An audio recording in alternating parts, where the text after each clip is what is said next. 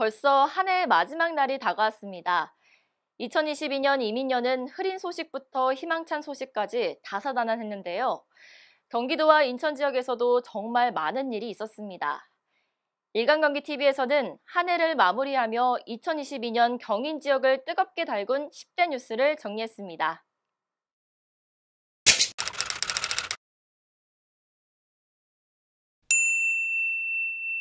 지난 6월 1일 민선 8기 지방선거가 있었습니다. 경기도지사 선거에서 김동연 후보가 역대 최소득부 차로 대역 전극을 연출하며 당선돼 화제를 낳았습니다. 인천시장은 인천 출신 첫 시장으로 민선 6기를 이끌었던 유정북 후보가 두 번의 고백 끝에 재선에 성공했습니다.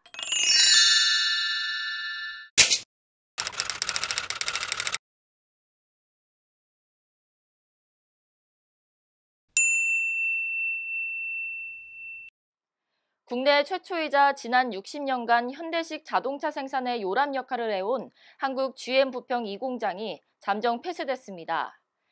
소형 SV 트랙스와 말리부 단종을 시점으로 가동을 중단했습니다.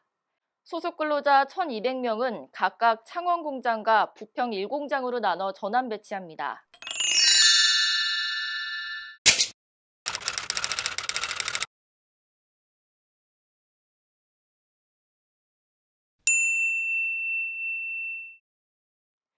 인천 계양 테크노밸리 공공주택지구가 수도권 3기 신도시 가운데 처음으로 착공에 들어갔습니다.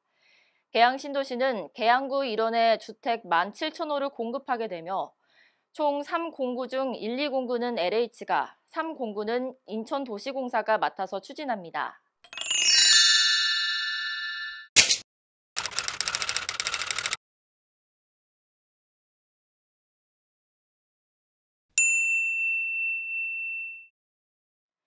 지난 8월 집중호우로 수도권 지역에 역대급 폭우가 쏟아졌습니다.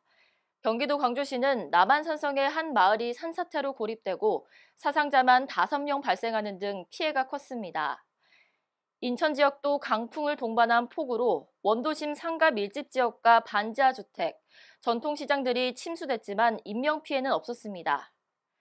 경기도와 인천시는 내년 6월 우기 전까지 재해복구 마무리를 위해 박차를 가하고 있습니다.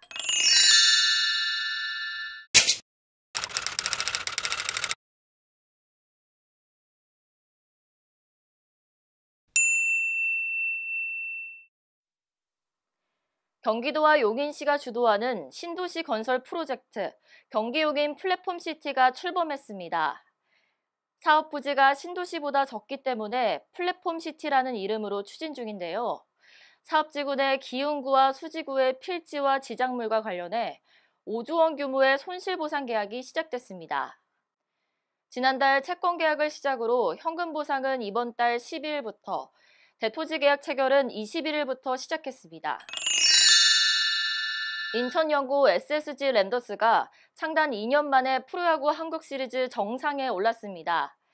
특히 프로야구 출범 40년 만에 최초로 정규리그 개막일부터 종료일까지 한 번도 1위를 뺏기지 않는 와이어 투 와이어 1위로 한국 시리즈마저 석권해 무결점 와이어 투 와이어 우승이라는 새 이정표를 세웠습니다.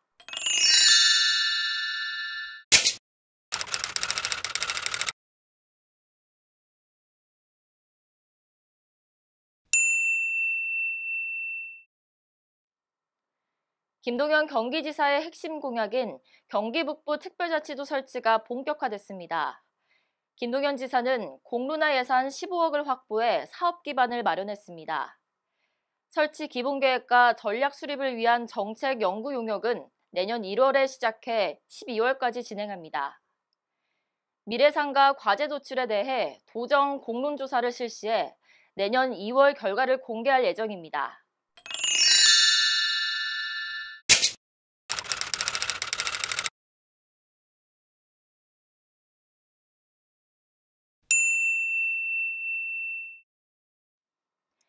인천 계양을 국회의원 보궐선거에서 정치검을 더불어민주당 이재명 의원이 당선됐습니다. 민주당 총괄 선거대책위원장이자 계양을 보궐선거 후보로 나서 첫 국회 입성에 성공했는데요. 큰 표차로 이길 것이라는 당초 예상과는 달리 10.49%포인트 차로 당선을 확정지으며 가슴을 쓸어내려야 했습니다.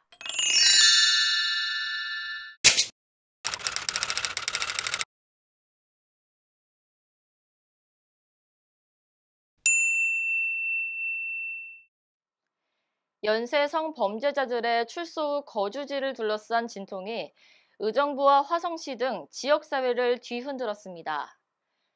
재범을 우려한 주민들의 반발이 커지면서 일각에서는 거주를 제한해야 한다는 주장까지 나오고 있습니다. 지자체와 경찰은 성범죄자들의 거주지에서 24시간 방범 순찰과 감시 체제를 유지하고 있지만 주민들의 불안을 잠재우기엔 역부족입니다.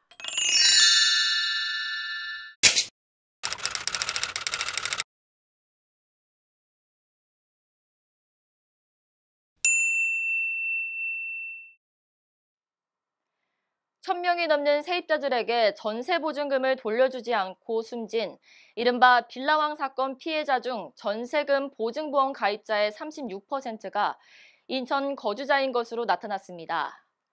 현재 김모 씨가 사망하면서 임대 기간이 종료됐는데도 계약 해지 통보 요건을 충족하지 못해 전세금을 반환받지 못한 임차인은 모두 37명으로 이들의 피해 금액은 73억 원 규모인 것으로 집계됐습니다.